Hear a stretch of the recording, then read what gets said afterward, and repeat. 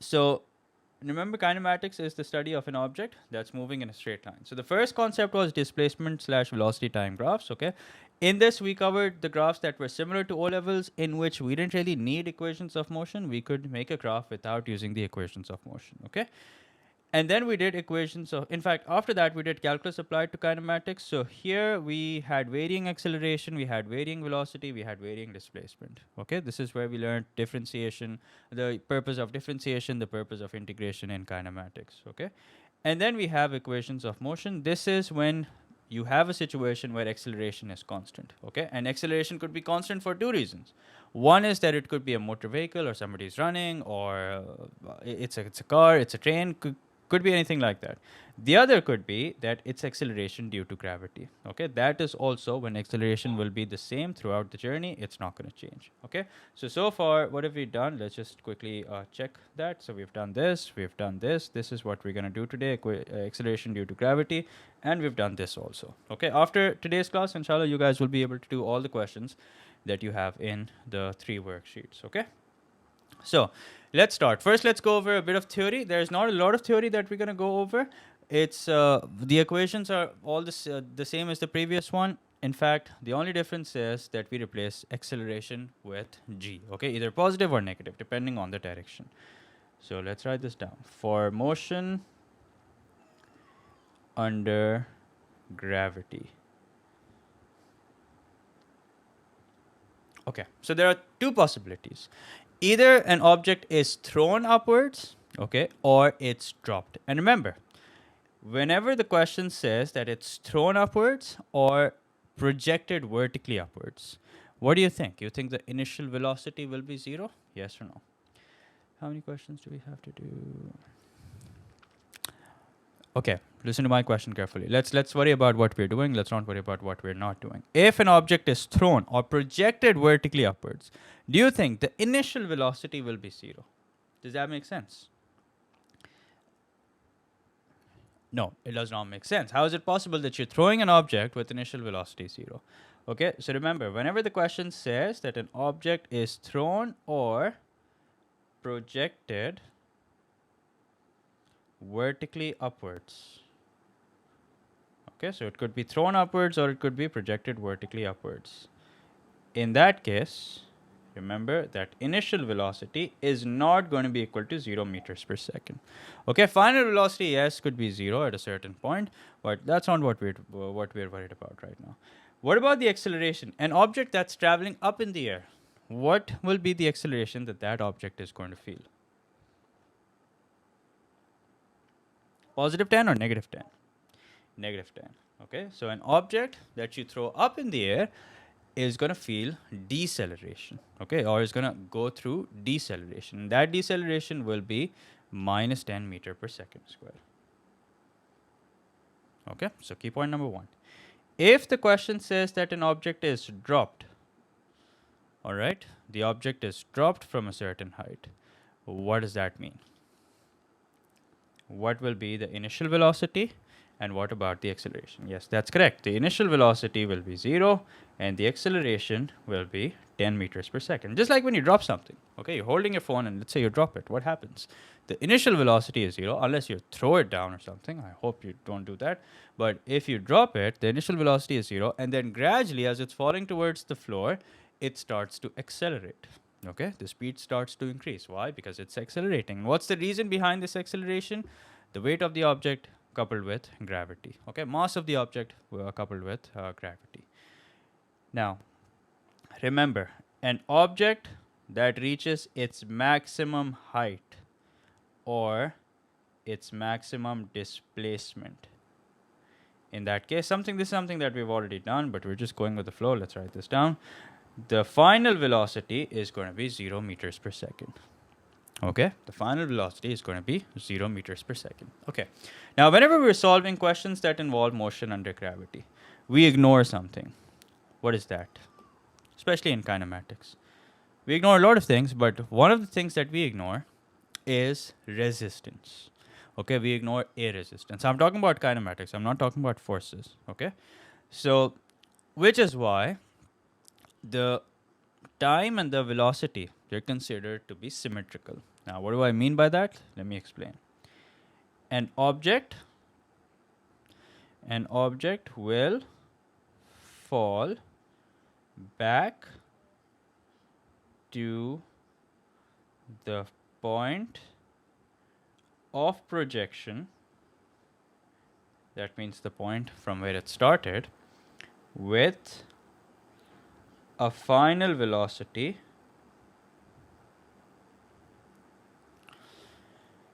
when an object is dropped, it has acceleration equals to 10, only when air resistance is negligible. Yeah, so air resistance is something that we ignore. Okay, so whenever we're solving questions, we ignore air resistance. So we'll have to the point of projection with a final velocity equal to the velocity at which it was initially projected. Okay, so I'll explain this in a minute. Let's write down another key point, then I'll explain both of them together. Okay, final key point is that, actually not the final key point, but final key point before I explain them in detail. Time taken to reach the maximum height is equal to the time taken to fall back to the point of projection. Okay, now remember, the motion that since we are ignoring air resistance, it's considered symmetrical. Okay, the motion turns out to be symmetrical. Now, what do I mean by that? I'm using this word very often, so let me explain. So let's say this is a horizontal ground from which an object is projected. Okay, so this is a horizontal ground from which an object is projected. In fact, let's say we take this object here.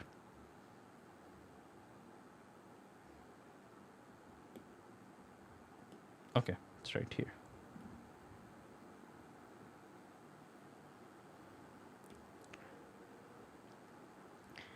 Now, imagine that I throw this object upwards. Okay, now this object is not just going to rise up in the air on its own.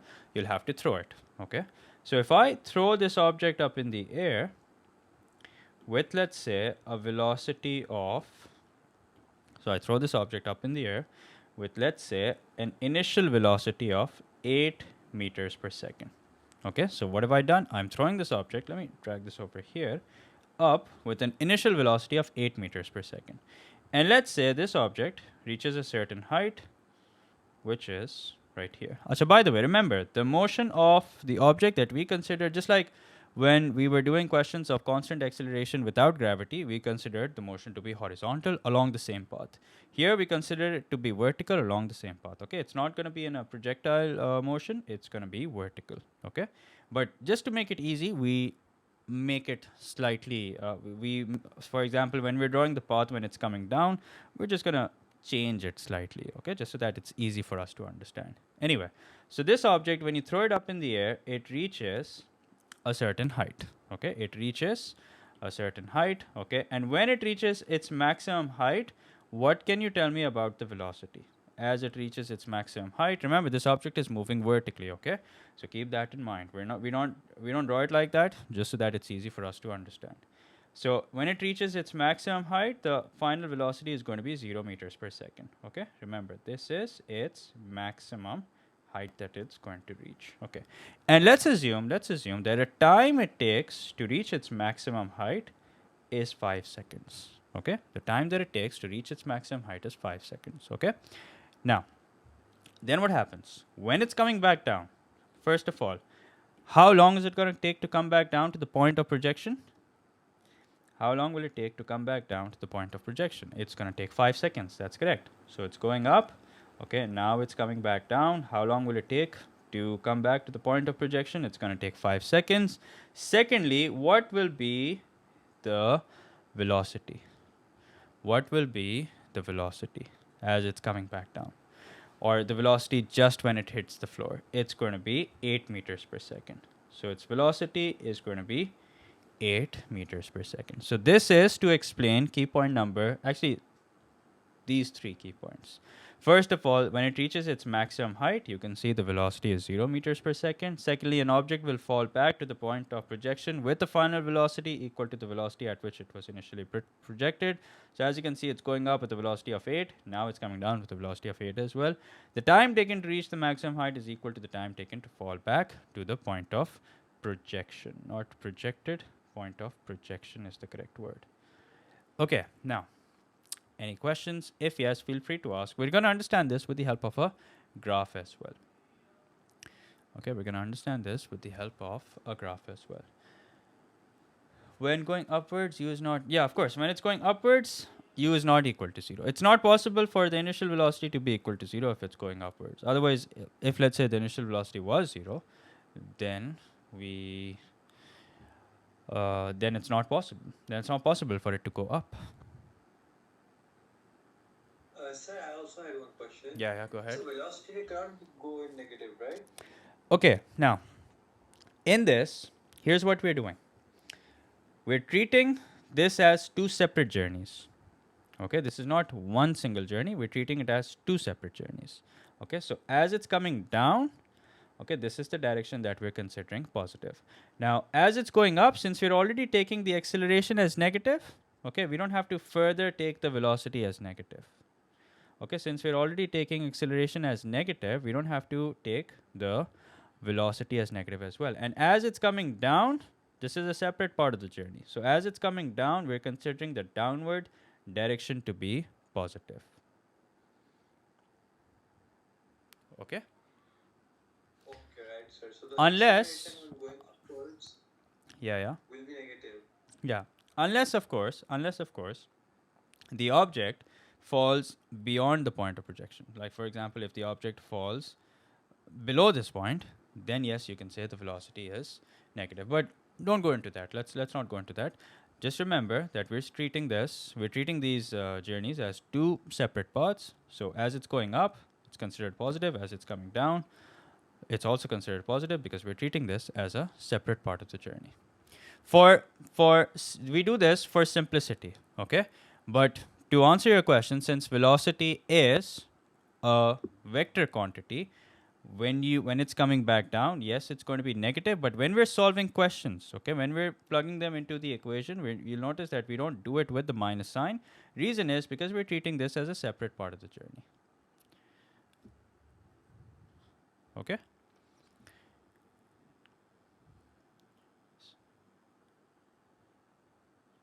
So velocity is yes. Velocity is, we take it as positive. Okay? When we're plugging it into the equation, we take it as positive only. Okay, because we're treating them as 2 different parts of the journey. Okay, now another key point. Now this key point won't make a lot of sense to you right now, but once we solve a question, we will understand the use of it. Okay? When two objects traveling, no, acceleration is considered depending on the direction. Okay, acceleration is considered positive if the object is traveling downwards. It's considered negative if the object is traveling upwards. Okay, because think about it, an object that you throw up will feel deceleration, will decelerate. Okay, an object that you drop from a certain height will accelerate, its velocity will increase. Okay. Okay, now hold on. Let's do some questions. Then you guys will find the answer to. Then your confusion will be cleared. Okay, so let me just get through the key points. Let's do some questions. Then your confusion will be cleared. Now, when two objects traveling vertically in opposite directions. When two objects traveling vertically in opposite directions collide, their sum of displacements their sum of displacements at the point of collision is equal to the distance apart at t equals to 0. Okay, now what do I mean by this? Here's what I mean. So you'll notice scenarios where you have an object, you have two objects. Okay, one object you throw up with a certain velocity, the other object you drop from a certain height. Okay, and if these two are on a same vertical path, it's inevitable that they're going to collide at some point. Okay, so this object that's moving up is going to collide with this object that's moving down. Okay, it's inevitable, right? Now, let's say, sorry? The statement you've written after the comma, they're of displacements. There's sum of, sorry, there's sum of. There's sum of. Thank you for pointing that out. There's sum of displacements at the point of collision is equal to the distance apart at t equals to 0. Okay. Now let's say that these two objects are h meters apart. Okay. Before you launch this object upwards and before you drop this object down, let's say that they are h meters apart. Okay. Now think about it. The distance that p travels. Forget about displacement for a minute. Consider the distance that p travels and consider the distance q travels, okay, just before they collide. What do you think they will be equal to? It will be equal to h, okay? So in that case, the distance or the displacement of p and the displacement of q, their sum will be equal to the distance that they are apart at t equals to 0.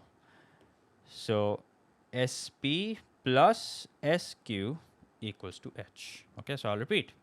Since they're colliding, doesn't matter where they're colliding. Okay, and we don't make any assumption that they're going to collide. If let's say they're 10 meters apart, we're not going to make an assumption that they collide at 5 meters each, that Q travels 5 meters and P travels 5 meters. Okay, so don't make any of these standard rules. However, one thing we can say for sure is that if let's say they're 20 meters apart, then the distance P travels and the distance Q travels, the sum of the two distances will be equal to 20 meters. Okay, that is if they're 20 meters apart. Okay, now, same case, even if let's say they collide horizontally, and if horizontally let's say they're 10 meters apart, then the sum of the distance that the two objects travel will be equal to 10. Okay, same case applies horizontally.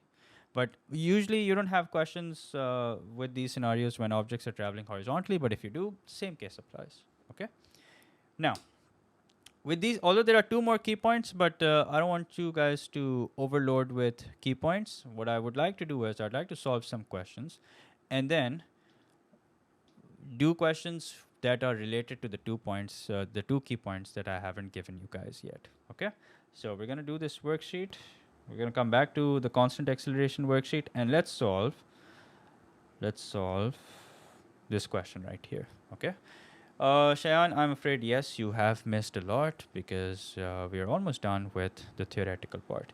Okay, sir, in the case of acceleration, we will have opposite sign to the velocity when object is slowing down. Yes, if the object is slowing down, that means it's decelerating. So the acceleration is going to be -10. Okay, but if the object is, let's say if you drop an object, if it's traveling down, then it's going to accelerate. Okay, so acceleration is going to be +10. All right. Now, a particle P is projected vertically upwards. So that's a keyword. Okay, and if you're projecting a particle vertically upwards, you can't do that with an initial velocity of 0.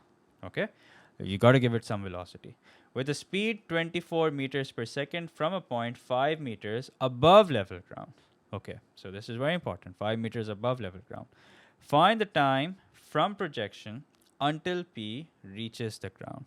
Okay, find the time from projection until P reaches the ground. Okay, so this is a fairly straightforward question. And remember, look at the amount of, first of all, look at the amount of space that you're given to solve this question. There's plenty of space. 3 marks, and look at the amount of space that you're given. So you got to make sure that you utilize not all the space, but all the space that you need. So this horizontal line is representing horizontal ground. Okay, now this object is not starting from the level ground. It's starting from a point that's already 5 meters above the ground. Okay, so this is from where the object is starting. It's starting from a point that is already 5 meters above horizontal ground. Okay, make sure that you just don't take this sketching part lightly. Okay, it's very important. It's just gonna give you perspective of what you need to do in order to solve this question. Okay, or it's gonna help you identify what exactly is going on in the question. Okay. Now, as you project this particle upwards, you do it with an initial velocity of 24 meters per second. Okay. What about the acceleration? What will be the acceleration due to gravity as it's going up? Minus 10, that's correct. Minus 10 meter per second square. Okay. Now, let's look at how this object is going to travel. So this object is going to go up, up, up. Okay. Then there will come a point where it reaches its maximum height. And then from that point onwards, it's going to come down, down, down, down. Eventually, it's going to reach the horizontal ground. Okay. I have a question. Yeah. Then if we throw anything vertically upwards, the acceleration would be minus 10, like constant value. Yeah. Right. Practically- It's the opposite of gravity. Yeah. Because if you throw an object upwards, what is gravity trying to do? Gravity is trying to pull it down. Pull it down. Okay. And if you drop an object, okay, then the gravity again is trying to pull it down. Okay. So an object that you throw upwards is not immediately going to start start falling down, is it? So if I throw this pencil up, it's not immediately going to start falling down. It's going to rise for a few seconds or a fraction of a second. Okay, that is the point where it feels deceleration. Okay, and then there comes a point where it reaches its maximum height. That is when the velocity is equal to 0, and from that point onwards, it starts to accelerate. Right. Okay. So can we use the formula? Okay, we'll see what formula we have to use. Let's just take it easy. Plus minus 10 are the constant values. Yeah, so in M1 we use 10. We don't use 9.81. Okay, that is something I guess you guys use in physics. Now tell me, let's look at the first part of the journey where this object is rising. As it's rising, the acceleration is minus 10. And what about the point when it reaches its maximum height? What about the point when it reaches its maximum height? Yes, the final velocity is going to be equal to 0. The final velocity is going to be equal to 0 meters per second. Okay. Now, what can I do with this? With this, I can find out two things. I can find out the time that it takes to reach its maximum height. Okay. Along with that, I can also find out the distance that it travels vertically up. Okay. Why? Look at the formulas we have. In fact, let me see if I have a picture of the formulas. Yeah, here we go. Now, in this formula, just replace A with G. All the formulas remain the same. Only difference is that we replace A with G. So, what do I have to do? I have to first of all find the time from projection until P reaches the ground. So, first let's find out the time it takes to reach its maximum height. Okay, so if I want to find out the time that it takes to reach its maximum height, here's what I'm going to do. V is equals to U plus AT. V is what? V is 0. U is what? U is 24. A is what? A is 10. Time, we don't know. We'll just call it T. So T is equals to what? T is equals to 2.4 seconds. So that means this object takes a total of 2.4 seconds to reach its maximum height. Correct? Yes or no? Okay, now we need to find out the time it takes to fall back down. Now, if let's say this object started from the horizontal ground and it took 2.4 seconds to reach its maximum height, then we could have safely said that it's going to take 2.4 seconds to fall back to the ground as well. Oh yeah, I accidentally wrote T0. I meant to write question mark. Yeah. So if let's say this object was starting from the horizontal ground and let's say it took 2.4 seconds to reach its maximum height, we could have safely said that it's going to take 2.4 seconds to fall back down. Okay. But is this object going to take 2.4 seconds to fall back down? Of course not. It will take 2.4 seconds to come back to the point of projection, but then we need to find out how long it takes to travel this 5 meters. Okay. So here's what we're going to do. Is it possible to find out the vertical distance it travels after it's projected? Is it possible to do that? Yes, it is. Why? How? We can use this formula. 2as equals to v square minus u square. So 2 into minus 10 as it's traveling up, s is what we have to find, equals to v square, which is 0, minus u square, which is 24. So let's work this out, see what do we get. Minus 24 squared, so that's going to be 576 divided by 20, so that is equal to 28.8. No, not 23.8, 28.8. 28.8 meters. Okay, now here's the catch. 28.8 meters is basically the distance this object travels after it was... No. So, okay, understand this. Please get this confusion cleared. What we have worked out is basically this distance. This is 28.8. Okay?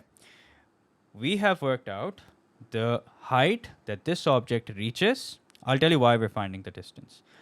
We've worked out the height that this object reaches after it was projected, or the distance that this object travels after it was projected with a speed of 24 meters per second. Okay? This is what we're getting. Now, the question is, why are we finding the distance? We're finding the distance because if I want to find out the total time, I need to find out the distance that it travels. Okay, I need to find out the distance that it has to fall back in order to reach the ground. Now tell me, now that we know, the question told us where this object was launched from. It was launched from a point 5 meters above the ground. We've worked out how much higher it's going to how much higher it's going to go up. Now can you tell me, what is the total distance this object is going to fall after it reaches its maximum velocity? Sorry, after it reaches its maximum height. 32.8, that's correct. Okay, so once again, I'll repeat. This object was launched from a point that was already 5 meters above the ground. Okay, it traveled 28.8 meters further up.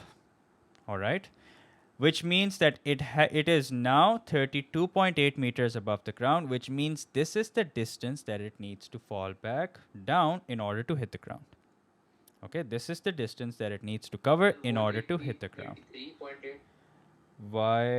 Okay, yeah, 33.8, yes. I don't know where the 32.8 come from. 28 plus 5 is 33. Yeah, 33.8. Calculation error. Okay, so now you guys know why I was finding the distance?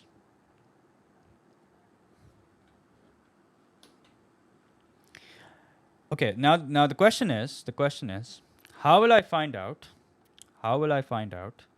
the distance that, the time that it takes to fall 33.8 meters?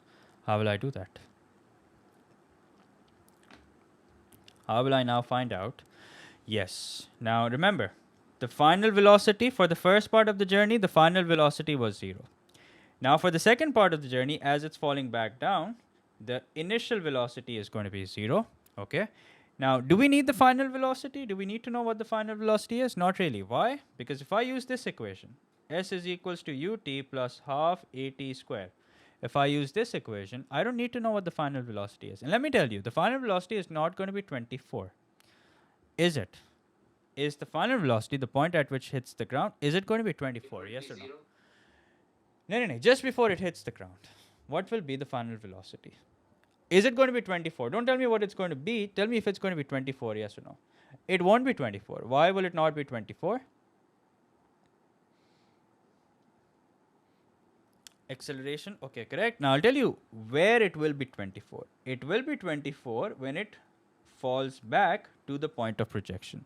This is the point where it will be 24. But is this object falling till here? No, it has to fall a further 5 meters. Okay, so the key point that we wrote, I know why you guys are saying 24, probably because of this, that an object will fall back to the point of projection with a final velocity equal to the velocity at which it was initially projected. Okay, so this object, when it reaches a point which is the same as the point of projection, then the velocity will be 24. Here, the velocity will probably be more than 24. Okay, how much more? Yes, We don't even have to worry about that. Yes. Sir, so at the point like जिसमें हम जिसपे वो उसको मतलब जो 5 metre वाला point था, तो अगर एयर रेजिस्टेंस ऐड करे और भी कोई लाइक कोई ऐसा फैक्टर ऐड करे तो जिसकी वजह से स्पीड यहाँ में ज़्यादा हो या कम, शेप ऑफ द ऑब्जेक्ट, तो फिर क्या करेंगे? ऐसा होता नहीं है, क्योंकि प्रैक्टिकली अगर देखा जाए तो फिर ऐसा सिमेट्रिकल मोशन नहीं होता, ठीक है, because as an object is falling down, you know, you have to consider a lot of factors. First of all, it's not always vertically up and vertically down. Okay, the path changes slightly, but the kind of questions that we solve, we make these assumptions that जिस path पे वो गया है बिल्कुल exactly उसी path पे नीचे आएगा. One assumption. The other assumption is that we ignore air resistance. Okay. Okay, sir, got it. All right. Now, S is 33.8 is equals to ut, that means 0 into t, so this gets eliminated, plus half into a. Now since this object is falling down, a will be considered positive, into t squared. Okay, so let's work this out, see what do we get. So 10 divided by 2 is 5, this is what we're looking at. 33.8 is equals to 5t square. Okay, so 33.8 divided by 5, take the square root, so we're looking at t is equals to 2.6 seconds. Now tell me, what will be the final answer? We will add the 2 times. Yes, we will add the 2 times. So the total time that it takes is going to be 2.4, the time to reach the maximum height, okay, plus 2.6, the time that it takes to fall back to the ground. Okay, not fall back to the point of projection, but to fall back to the ground, which is equal to 5.0 seconds. And there you go. That's your answer. No, it's yes, it is going beyond this point. Why? Because this point was 5 meters above the ground. On the way back, it's going till the ground. Achha, I don't think that was a question. I think that was a statement. Sir, can we treat it as a separate route? So we are treating it as a separate route. Okay, so it's going up. That was a separate journey. Now it's coming down. Separate journey. So could you please give an overview of what Yeah. you've done? I'll give you an overview. Okay, so first of all, here's what I've done. A particle P is projected vertically upwards with a speed 24 meter per second square from a point 5 meters above ground level. So here's the ground. This object is projected from a point 5 meters above the ground. Okay. Find the time from projection until P reaches the ground. So first of all, understand the journey of this object. As you throw any object, not just for this question, any object that's thrown upwards, it's going to have a journey like this. That means it's going to rise, reach a point where it reaches its maximum height, where the velocity is going to be 0, the final velocity, and then come back down. Now, if this object was projected from level ground, then this question would have been very easy. Why? Because we would have just figured out the time it takes to reach its maximum height, which would have been equal to the time it takes to fall back to the ground. The problem is that this object was thrown from a point 5 meters above the horizontal ground already. So we figured out how long it will take to reach its maximum height, and that is 2.4 seconds. Then we also figured out the distance that it travels in the 2.4 seconds. So it travels a further distance of 28.8 meters. That means when it reaches its maximum height, it is a total of 33.8 meters above the ground. That means this is the distance that it has to fall back down. Okay, now we worked out the time it's going to take in order to fall 33.8 meters. Okay, now when it's coming back down, it's coming back down after the point it reaches its maximum height, where as it was going up, the final velocity was 0. Now the initial velocity is 0. And we need to find out how long it takes. Okay, we don't need to worry about the final velocity because it's not even part of the equation. So S equals to ut plus half at square is what we used in order to find out the time. We got the time that it takes to fall back to the ground. We got 2.6, 2.4 to reach its maximum height, and then the total time is 5.0 seconds. Okay? Why did we add 2.4 and 2.6? Read the question. Find the time from projection until P reaches the ground. Find the time from projection until P reaches the ground. Okay? Acha, now any alternative approach to this question? Yes, there could be an alternate approach. Let me think what that alternate approach could be. Okay. So does everyone understand this question? Only then is it worth considering an alternate approach. Sir, in this question we use 3 equations. So is it the case in the questions? Yeah, it's likely that you have to use multiple equations. Okay, never narrow yourself down to one equation. It depends on what you're finding out. Okay, so here's what I'm thinking. since the path is symmetrical, here's what we can do. We know that it's going to take 2.4 seconds to reach its maximum height. Then it's going to take 2.4 seconds. So I'm just going to clear this, okay? I'm going to clear this. The original working is already there. So I will clear this. Yeah. Okay. So as I was saying, this object takes 2.4 seconds to reach its maximum height. That means it's going to take another 2.4 seconds to fall back to the point of projection. Okay. Now we need to find out how much time this object is going to take in order to travel 5 meters. Correct? Now, if we can find out separately how long this object takes in order to travel 5 meters, we will get the time that it takes. We will get the final part of the time which we will add to this equation. Okay, this is for those of you who are just curious if we have an alternative approach or not. Okay, so how can I find out the time that this object takes to travel? Yes, very good. How can I find out the time that this object takes to travel the final 5 meters? In that case, the initial velocity will be 24 meters per second. Why? Because it's reached the point of projection, which means the velocity will be the same as the velocity at which it was initially projected. And we have the distance, we have the acceleration, we just need to find out the time. All right. So I'll call this time 3. Time 1 to travel up, time 2 to fall back down to the point of projection, time 3 to travel 5 meters. So this is what we can use. S is equals to ut plus half at square. Now, S is 5, ut means 24t plus half into 5 into t square. Okay, so let's solve this. Half into 10 into t square. So 5 is equals to 24t plus 5t square. Let's get all the terms on the right hand side. So we have, or left hand side, doesn't matter. So we have a quadratic equation. Let's solve this quadratic equation, see what do we get. 5, 24 and minus 5. So we get t is equals to 0.2 and we get t is equals to minus 5. So since it's time, we're going to ignore minus 5. Now we have this 0.2. Okay, now who can tell me what we have to do now? Who can tell me what we have found and what we have to do now in order to get the final answer?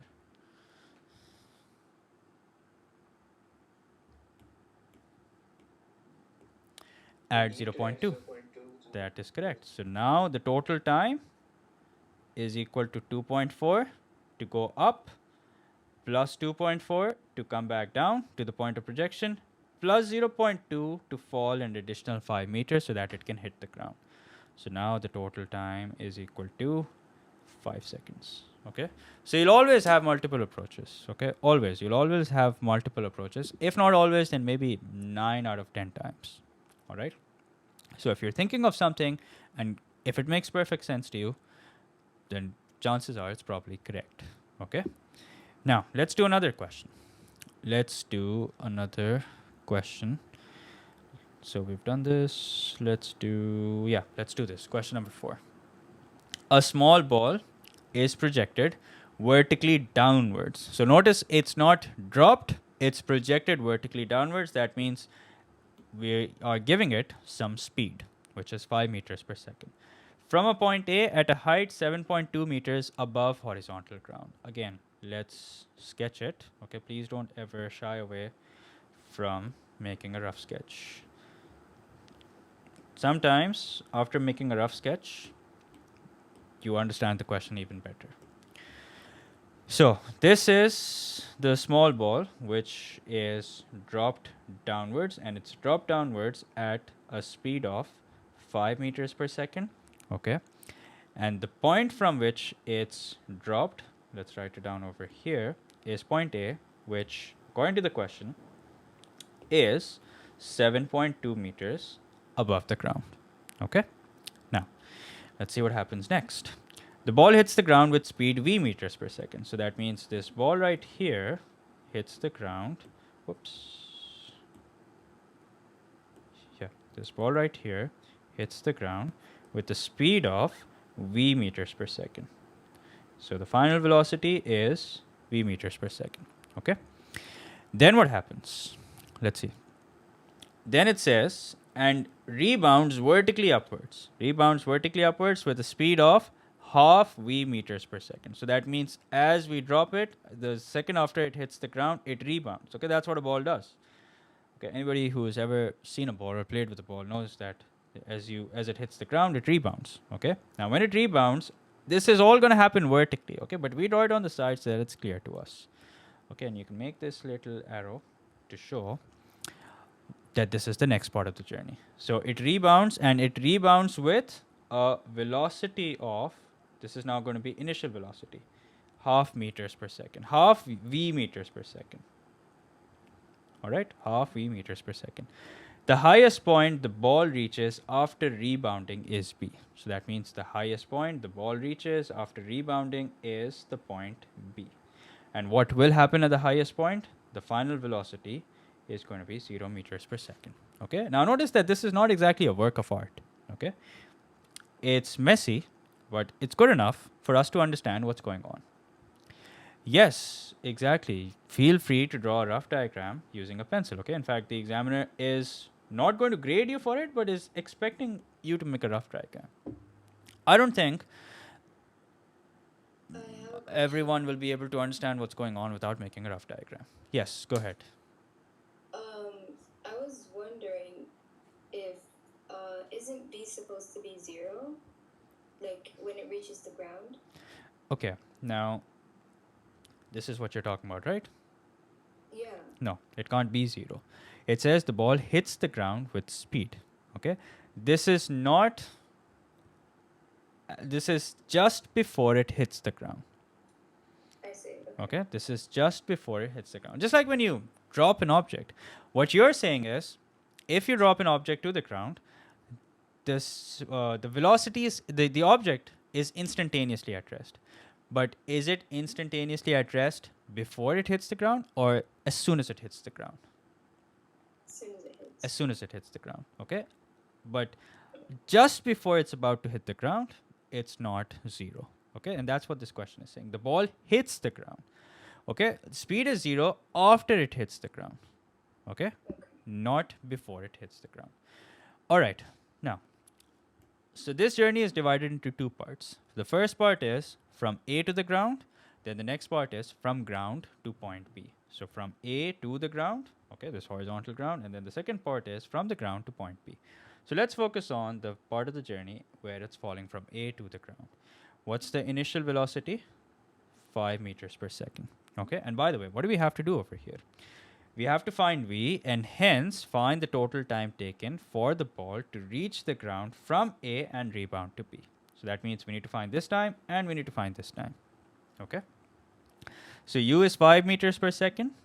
Acceleration due to gravity, since it's falling down, is going to be positive 10 meter per second square. The distance is 7.2 meters. Okay, and the final velocity we don't know. Can you think of a formula that we can use here in order to find out V? Sir, Yeah. the U is velocity, right? Yeah, initial velocity. It's initial. Yeah. Initial velocity, okay, right. Yeah. So, sir, why have you written V is equal to V meters per second at the ground? Because that's what the question says. The ball hits the ground with speed v meters per second. So initially it was 5. As it hits the ground, the question has just given it an unknown. You can call it x, you can call it y, doesn't. But do keep in mind it's going to be the final velocity. Or you can just write question mark like I've written over here. Yes, the formula that we're going to use is 2as equals to v square minus u square. Okay, so 2 into 10 into 7.2 equals to v square minus 5 squared.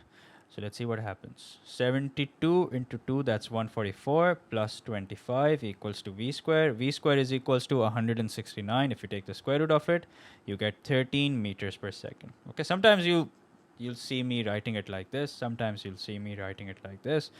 They both mean the same thing using rules of indices. Okay, so don't get confused. Now, so we have worked out the value of v, which is 13 meters per second. Any questions so far? No, sir. Okay. Now let's also find out the time it takes to fall from A to the ground. What formula can I use, considering that now I have the final velocity? Now we can use multiple formulas. Okay, we can use multiple formulas in order to find out the time. No, it's not 1.2. We can use v equals to u plus 80. Okay, what's v? V is 13. What's u? U is 5. What's a? Is positive 10. What's t? We don't know. So 13 minus 5 is 8, and t is equals to 0.8 seconds. That means the time that it takes to fall from A to G is 0.8 seconds. Okay, now let's talk about, again, look at the amount of space that we're given. Plenty of space, all right? Now let's talk about the journey from the ground to the point P. Okay, so now we're going from the ground to the point P. Okay, now notice the question gave us the initial velocity in terms of v. Now can we find out the initial velocity? Considering that we have the value of v, what is it going to be? What will be the initial velocity as it's going up? 7.5, that's correct. Half into 13, which means u is equals to 7.5. Okay. Then what about the acceleration due to gravity? Oh, 6.5. Yeah, sorry, 6.5. 13, half of 13 is 6.5. What about the acceleration due to gravity? Since it's going up, it's going to be minus 10. What about the time? We don't know. That's exactly what we have to find out. But what about the final velocity? As it reaches the point B, the final velocity is going to be 0. Okay. Now, what formula can I use? I can use v equals to u plus 80, where v is 0, u is 6.5, a is minus 10, t is unknown. Let's solve this, see what do we get. So 10t is equals to 6.5, t is equals to 0.65. Now, can you tell me the total time that it takes to fall from the ground to A and then to go back to B? 1.45. That's correct. So all we have to do now is take the time that it takes to fall down, that's 0.8, in it, add the time that it takes to go back from the ground to point B, and that's equal to 1.45 seconds. Now, as always, take a good look at it. Let me know if you have any questions. Okay, t equals to 1.5. That is the correct answer for part 2. I'll just wait for a minute, and I will also explain. Notice how the question says, find the time it takes for the particle to reach a height of 33.75 meters above the ground for the first time. So, what's the reason behind that for the first time? Why did the question feel the need to mention this? Because the ball could rebound and reach it again. Is it rebounding? No, it's not No. rebounding. It's rebounding is when it hits a certain surface and then falls and then rises. It's not rebounding. It's going up, it reaches its maximum height, and then it falls back down. Yes. So here is two values of t at that particular height. Yes, okay. So here is the reason why the question is asking for 2 times, okay? The reason why I'm explaining this is because the question could have said, find the duration for which the ball was at a height greater than 33.75, or find the duration for which the ball was 33.75 meters higher than the ground, okay? So you need to understand what we have done over here. So this is the, what is it? Is it a ball or a particle? Okay, it doesn't matter. Let's say this is the particle, okay? The one that the question is talking about. What is the journey looking like? The journey, it's projected vertically upwards with a speed of 30 from a point on horizontal ground. Okay, that means it's going to rise, reach its maximum height, and then come back down, eventually before it hits the ground, okay? Do keep in mind the motion is going to be vertically up and vertically down, okay? We draw it like this so that it's easy for us to understand. Now, 33.75, somewhere along this line, this ball reaches a height of 33.75, okay?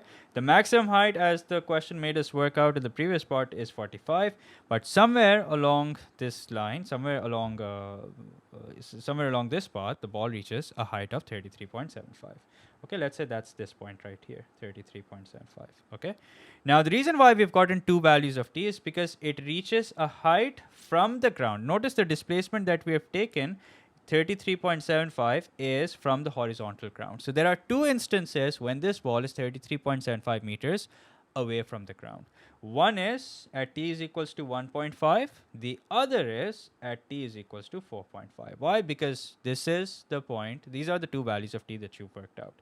Okay, so you probably use this equation. 33.75 is equals to ut, which means 30t plus half into minus 10 into t square. Okay, and then when you solve this, you got t is equals to 1.5 and 4.5. Okay, so make sure that you understand why we are getting two times. One is when it first reaches the height on its way up of 33.75 meters above the ground, then it reaches its maximum height. Then on the way back down, there will come a point where the ball is just 33.75 meters above the ground. Now let me change this question slightly. Let me say that what find the duration for which this ball was more than 33.75 meters above the ground. What are you going to do then?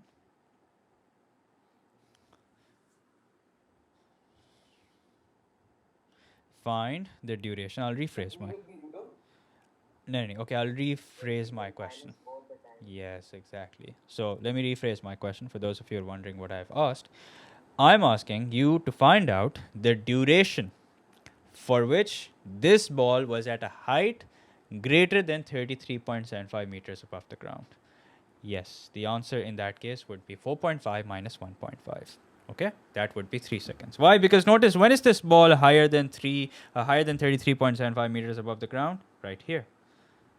Okay, now if I want to find out the duration of this part of the journey, that's going to be 3 seconds. Why? From 4.5, it starts from 1.5, goes till 4.5.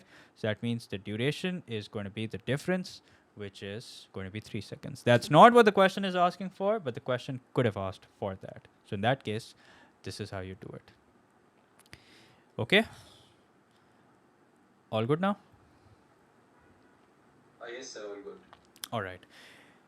Now let's do a question where we have, let me see, let's do a question where we have two objects. Which time will we use? We'll use these two times, except that we will subtract the two. Okay, because we need to find out the duration for which it's at a height of, it's more than 33.75 meters above the ground. Okay, so we'll use these two times only, but we will subtract because we need to find out the duration. So to explain it one more time, at 1.5 seconds, it reaches a height of 33.75, and then from that point onwards, it is higher than that. Okay, it's still rising, it's still rising, it's still rising. Then it reaches its maximum height, which is 45 or whatever it is. It's falling, and then at t equals to 4.5, it is again at a point which is 33.75 meters above the ground. So what will be the duration for which this ball was at a height of greater than 33.75 meters above the ground? From 1.5 to 4.5, that means 3 seconds. So is the velocity at this time equals to 15 meters per second? Is the velocity at when? This time, because it also said find also the speed of the particle. Oh, okay. Yeah, I just realized that we haven't answered that question. Let's see what will be the speed. So we can use v is equals to u plus 80. So v is equals to u, which is 30 plus minus 10 into 1.5. Yeah, it's 15 meters per second. Okay. Totally didn't see that part. No wonder it's a 4-mark question. Yeah, that makes sense now. Okay, so here's a question which involves the concept of collision. Yeah. Sorry, could Yeah. you go back for 2 minutes? It's like I was copying. Sure. I can do that. Here it is.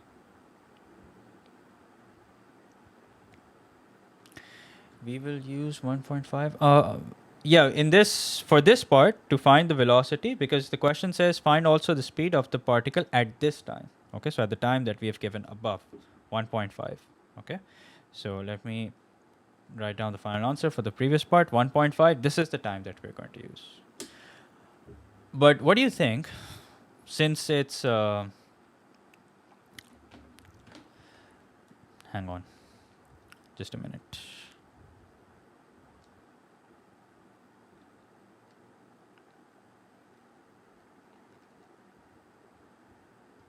Let me know when you're done, by the way. Yes, I am done. Okay. Yeah. So since the question says that you need to find out the speed of the particle at this time, that means the time that it first reaches a height of 33.75. Okay. Since the question is saying at this time, that means it's talking about the first time only. Okay, so now let's solve this question. This is a question where two particles are colliding. A particle P is projected vertically upwards from a horizontal ground with speed 15 meters per second. Okay, find the speed of P when it is 10 meters above the ground. All right, let's write that down. So the speed of the particle, so this is the particle, it's projected vertically upwards with a speed of 15 meters per second. Okay, what do we have to do? We have to find out the speed of P when it is 10 meters above the ground. So that means there comes a point where this particle is 10 meters above the ground. That's when we have to find the speed. So what formula are we going to use? We can use 2as equals to v square minus u square. So 2 into minus 10 since it's going up, 10 because that's what the distance is. V square is what we have to find. U square is 15. I mean, u is 15, so u squared is 15 squared. So let's work this out. 200 minus 200 plus 225, so that's going to be 25. V squared is 25. V is equals to 5 meters per second. Okay? 2 marks, 2 easy marks. Then comes part B. Part B is at the same instant that P is projected, a second particle Q is dropped from a height of 18 meters above the ground in the same vertical line as P. So again, this is always going to be the case in the same vertical line as P if they're colliding. Obviously, if they're not colliding, then that means they could be parallel to one another. Find the height above the ground at which the two particles collide. Okay, so let's redraw the same scenario here. So here you have a particle P which is traveling up, okay? And then the particle Q is dropped from a height of 18 meters above the ground in the same vertical line as P. Since P is on the ground and Q is dropped from a height of 18 meters, what will be the distance apart? The distance apart is going to be 18 meters. All right. Now this particle is falling down, P is rising, and then there obviously will come a point, we don't know where, there will come a point where P and Q will collide. Okay. And what can be said at that point? At that point, it can be said that the distance P travels plus the distance Q travels is going to be 18. Okay, so it could be 10 and 8, could be 9 and 9, could be 11 and 7. We can't say for sure. Okay, but we can say that the distance the two particles travel, their sum is going to be equal to 18 meters. All right, now let's write down the information that we know about P. Okay, what do we know about P? We don't know what the displacement is. All right. We know that the initial velocity is 15 meters per second. We know that the acceleration, since it's going up, is going to be minus 10 meters per second. We don't know the time. We don't know the final velocity either. So what equation can I use? Can I use this? S is equals to ut plus half at square. And by the way, we've already established the fact that when they collide, the displacement of P plus the displacement of Q is going to be equal to 18 meters. Okay, or just 18. Right, since they're colliding, remember the key point, the last key point, I guess, when two particles that are traveling vertically in opposite direction on the same path, if they collide, then their displacement, the sum of their distances traveled or the sum of their displacements is going to be equal to how far apart they are initially. Okay, so let's find out the displacement of P. It's going to be 15t plus 1 upon 2 into minus 10 into t squared. So let's write this nicely. SP is equals to 15t minus 5t squared. Just like that, let's talk about Q. For Q, we don't know what the displacement is. We know what the initial velocity is. What do you think the initial velocity is going to be for Q? Read the question. You'll find it in the question. This part. 0. Why is that? Why is it 0? Are we assuming it's 0? No, we're not assuming it's 0. Why? Because the word is dropped. The word is dropped. So U is 0 meters per second. Final velocity, we don't know, and frankly, we don't even care. Acceleration is going to be positive 10 meter per second square. Time, we don't know. That's what we have to find. In fact, we don't have to find the time. We have to find the height. Okay. Now, the displacement of q can be worked out using the same formula, 0 into t plus half into a into t square. So, the displacement of q is, or can be worked out using the formula 5t square. Now, what about their sum? As we saw earlier, that their sum is going to be equal to 18. That means 15t minus 5t square. So why are we forming an equation in terms of time? So we are basically finding out their displacement. And since we don't know the time, the equation naturally is formed in terms of t. Okay, so we're going to take the displacement of p. In it, we're going to add the displacement of q, and we're going to equate that to 18 because they're colliding. Okay, and when we do that, notice that we will have just one unknown in the equation. So this is the displacement of p plus the displacement of q, which is equal to what? Which is equal to 18. All right, now minus 5t square and 5t square cancel. 15t equals to 18, and t is equals to what? T is equals to 18 upon 15. Let's work that out. That is 1.2 seconds. Now this is not what the question asked us to work out, and this is not the final answer. But we're going to use this to find the final answer. Now let me ask you guys, how will I use this to find out the height above the ground at which the two particles collide? So we'll add it in both of the equations and then we'll add. Think about it. I have the equation for displacement of p. Okay, yes, those of you are saying substitute, that's the correct answer. The displacement of p is in terms of t. Okay, we can't find out how far above p is when it collides because we didn't have the value of t. Now that we have the value of t, if I plug in t in this equation, I will get the distance that p travels, which will be the height above the ground at which the two particles collide. Okay, so in SP, if I plug in t equals to 5, that means t equals to 1.2, this is what I get. So what do we get? We get the displacement of particle p, which is equal to, let's see, what do we get? 15 into 1.2 minus 5 into 1.2 squared. So we get 10.8 meters. Now 10.8 meters is how far above p is when the two particles collide, which is also the height above the ground at which the two particles collide. Now let me ask you guys this question. What if I plugged it in q? What if I plugged it in q? What will that give me? 18 minus 10.8. Yes, so if I plug it in q, here's what I'm going to get. Let me give you guys the answer. What happens after I plug it in q? So 5 into t squared. So that means 5 into 1.2 squared, which is 7.2. Now, can I say 7.2 is the final answer? Is 7.2 the height above the ground where the two particles collide? Can I say that? Yes, sir. No, I can't say that. 7.2 is basically the displacement of q, and q is coming down. Why can I not say that? Here's why I can't say that. Pay attention. 7.2 basically is the point, or is the distance that q travels before it collides with p. So this is 7.2. What do we have to find out? We have to find out the height above the ground at which the two particles collide. Okay, so you can totally use the equation for q in order to find out the height above the ground, but just understand what you're doing. Okay, just make sure you're aware of what you're doing. So if we plug it in q, we calculate the distance that q falls. Now q has fallen 7.2 meters from a height of 18 meters.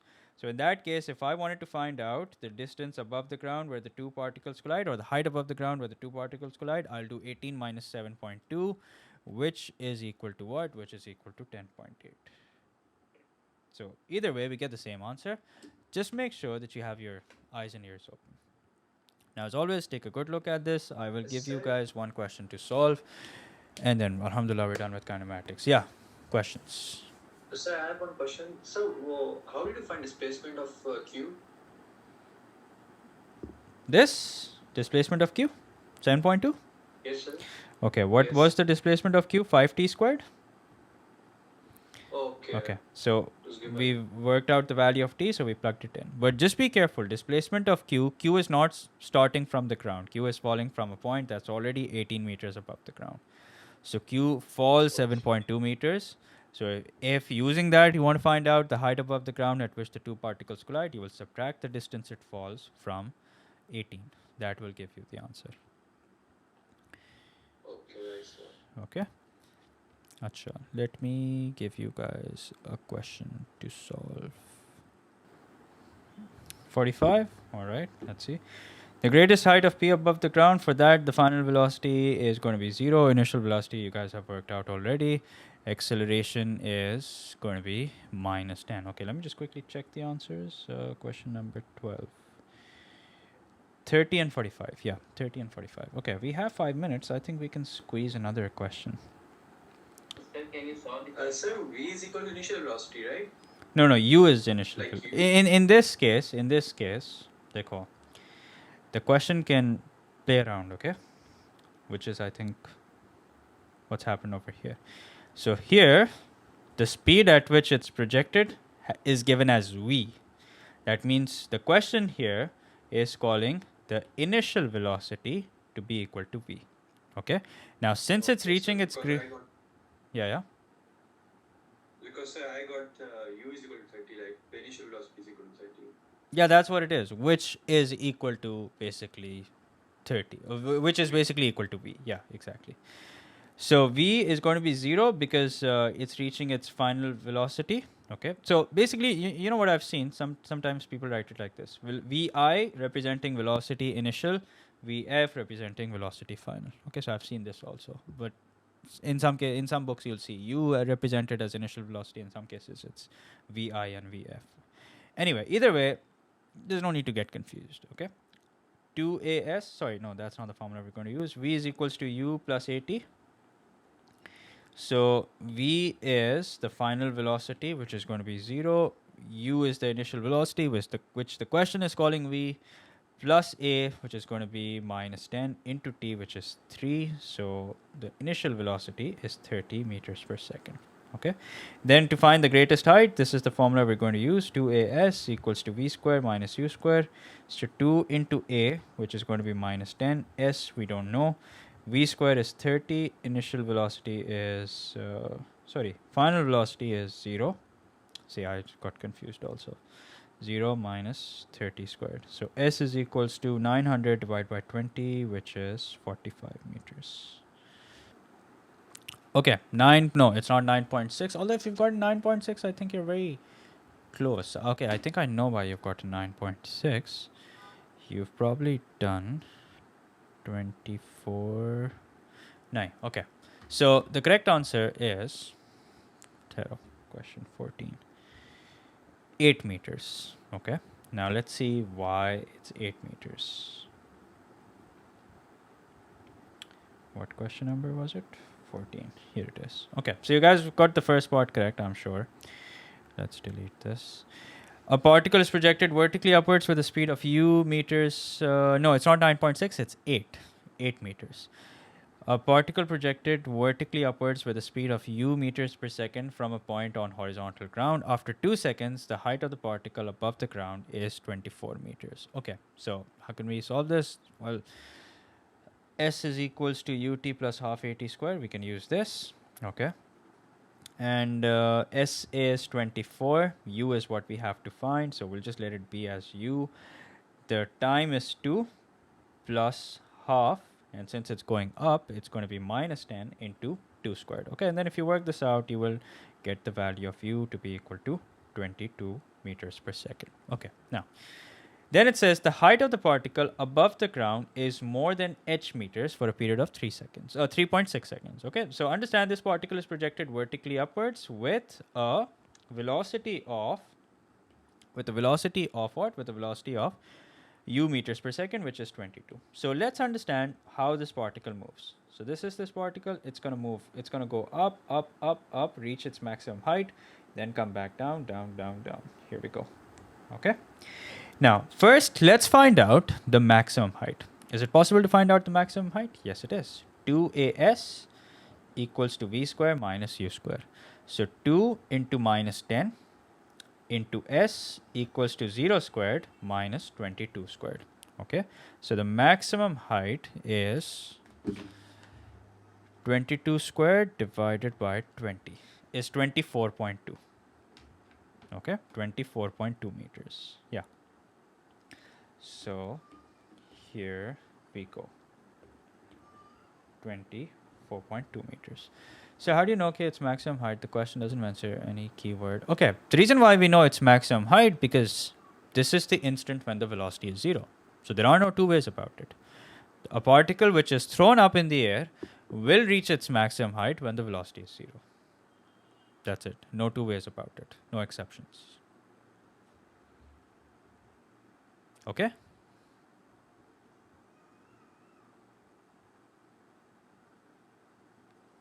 Correct? Yes or no?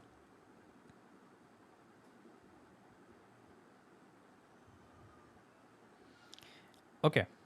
Now, let's also find out the time it takes to reach its maximum height. Can we do that? Yes, we can. V is equals to u plus 80. So the final velocity is going to be 0. The initial velocity we worked out to be 22 plus minus 10 into t, which is, we don't know. So that's equal to 2.2 seconds. Okay. So the time it takes to reach its maximum height is 2.2 seconds. Okay. Now, I haven't really done anything which the question has said. Okay. All I've done is I've figured out the maximum height and I figured out the time it takes to reach its maximum height. Okay. Now, the question says the height of the particle above the ground is more than h meters. Okay, so let's say this is a point which is h meters above the ground. Okay, this is the point which is h meters above the ground. Now, the height of this particle more than h meters is for a period of 3.6 seconds.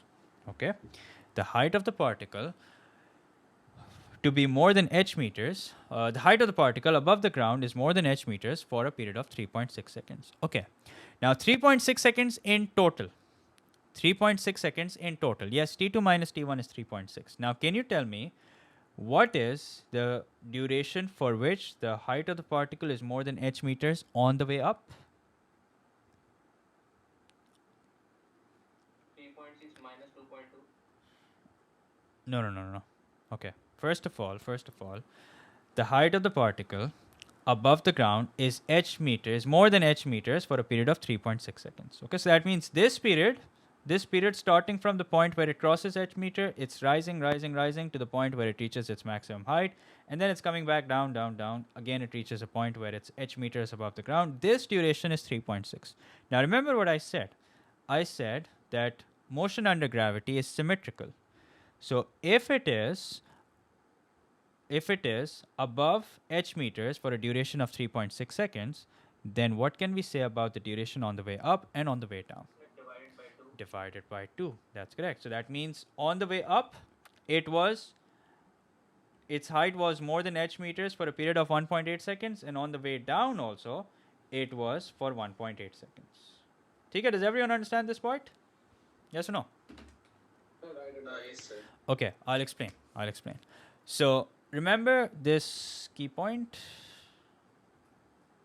here. Time taken to reach the maximum height is equal to the time taken to fall back to the point of projection. So this is basically telling us that the path is symmetrical. Okay, the time it takes to reach its maximum height is equal to the time it takes to reach back to the starting point.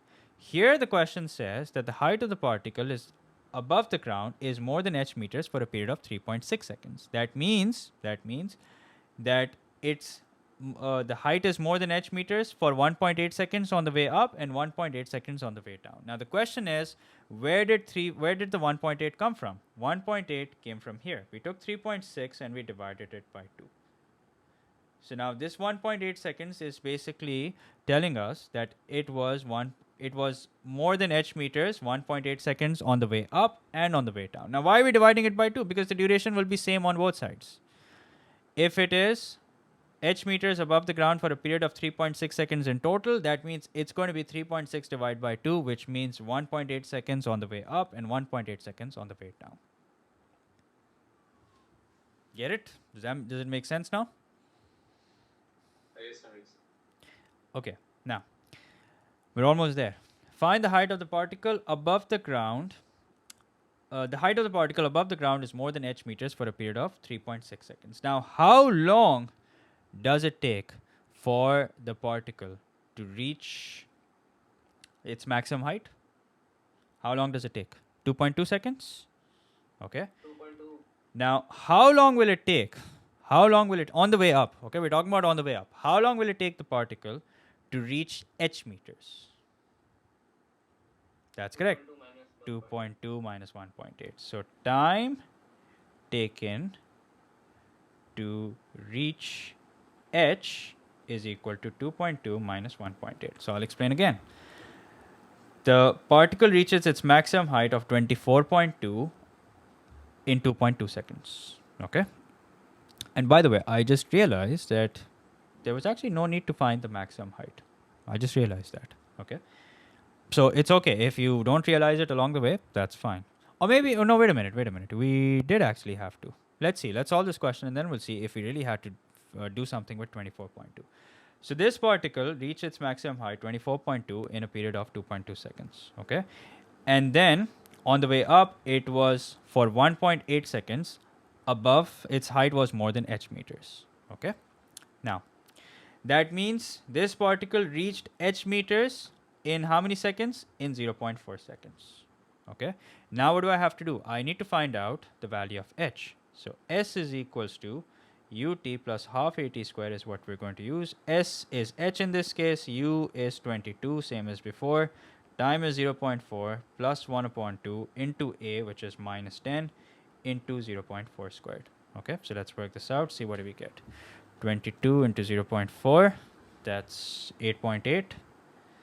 This is going to be minus 5 into 0.4 squared. That's 0.8. So height is equals to what? Height is equals to 8 meters. And yes, I just realized that this is redundant. I mean, it's not wrong, but it wasn't necessary. Now, take a good look at it. Let me know if you have any questions.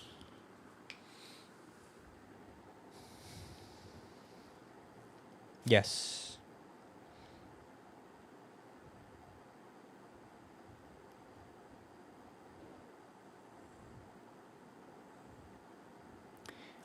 Yeah, I can mark all the times on the diagram. So the time taken to reach the maximum height is 2.2 seconds. Okay. On the way up, the duration for which the height was greater than h is 1.8 seconds. That means at this point, on the way up, the particle crossed or reached this point at 0.4 seconds. Okay. And then, when did the particle reach this point? Although it's not necessary, but this particle reached this point at t is equals to 4 seconds. Okay, let me tell me something. What would have happened if I used t equals to 4 seconds instead of 0.4? What if I use t equals to 4 instead of 0.4? What do you think?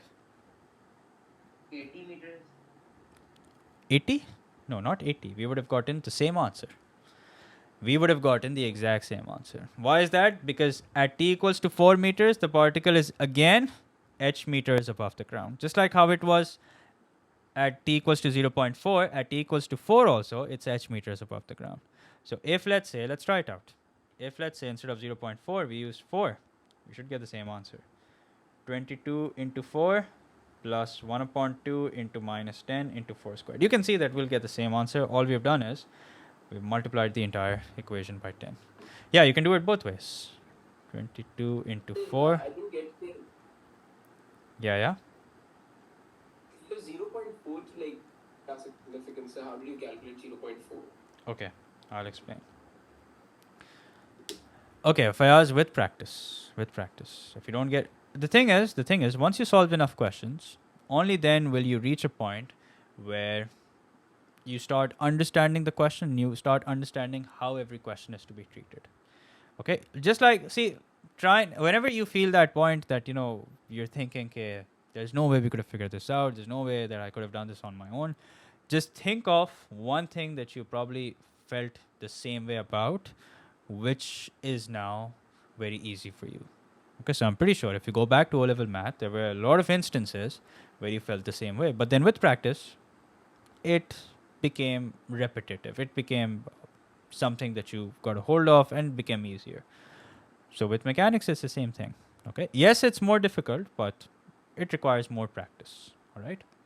Now, I'll answer your question. So how did we got 0.4? Dekho, when this particle was going up, it reached its maximum height at 2.2 seconds. Okay. Now, from this 2.2 seconds, okay, or in this 2.2 seconds, there was a duration of 1.8 seconds for which the particle was above the ground for more than h meters. Okay. During this 2.2 seconds, there was during this 2.2 seconds, there were 1.8 seconds for which this particle was higher than h meters above the ground. So the question is, when did the particle reach h meters? 0.4. Now, where did the 0.4 came from? 2.2 minus 1.8. समझ आई? देखो देखो एक simple सी example लो. Let's say 2 points हैं, ठीक है, point A, point B. Okay, you reach B at, let's say it takes you 5 hours to reach point B. Okay, and let's say the duration that it took you to go from A to B was 2 hours. Then can you tell me when did you reach point A? 3 hours. 3 hours. That's correct. So just like that, this particle crossed h at 1.8 seconds and reached its maximum height at 2.2 seconds.